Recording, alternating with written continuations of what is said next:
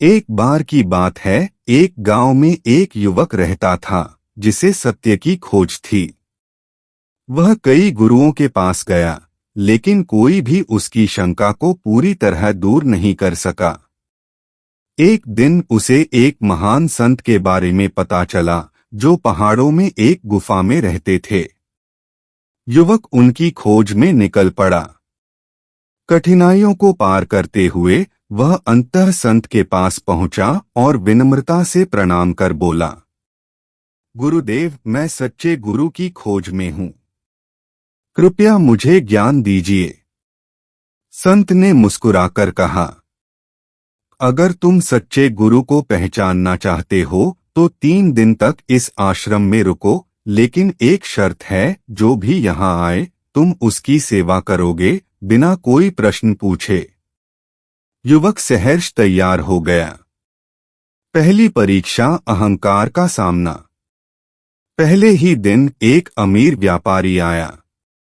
उसने संत से ज्ञान मांगा, लेकिन अहंकार में डूबा हुआ था।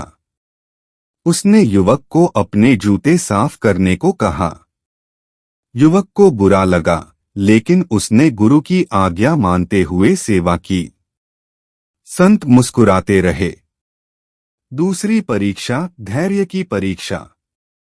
दूसरे दिन एक बूढ़ा व्यक्ति आया, जो असहाय और बीमार था। उसने युवक से भोजन और पानी मांगा। युवक ने प्रेमपूर्वक सेवा की। संत ने कुछ नहीं कहा, बस देखते रहे। तीसरी परीक्षा, अपमान की आग। तीसरे दिन एक युवक आया, जो बहुत क्रोधित था। उसने संत को अपशब्द कहे और युवक को भी अपमानित किया। युवक के मन में क्रोध आया, लेकिन उसने कोई प्रतिक्रिया नहीं दी और शांति से उसे जल पिलाया। संत ने अब भी कुछ नहीं कहा। सच्चे गुरु का रहस्य।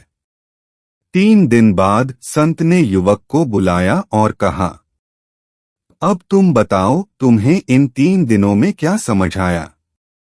युवक ने सिर झुकाकर कहा, गुरुदेव, मैंने सीखा कि सच्चा गुरु हमें केवल किताबों या प्रवचनों से नहीं सिखाता, बल्कि अपने आचरण से सिखाता है। आपने न क्रोध किया, न किसी को अपमानित किया, न ही किसी के अहंकार से विचलित हुए। आपने धैर्य और प्रेम से सबका सामना किया। यही सच्चे गुरु की पहचान है। संत मुस्कुराए और बोले, और सच्चे शिष्य की भी यही पहचान है, जो सेवा, धैर्य और प्रेम से सत्य को समझे। अब तुम सीखने के योग्य हो। युवक ने गुरु के चरणों में गिरकर कहा, गुरुदेव, अब मुझे और किसी गुरु की खोज नहीं, क्योंकि मैंने सच्चे गुरु को पा लिया।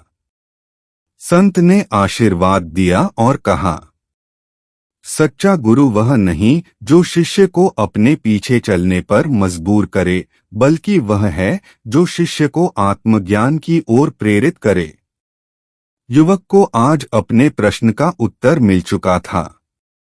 वह अब आत्मज्ञान की यात्रा पर निकल पड़ा, सच्चे गुरु के आशीर्वाद के साथ।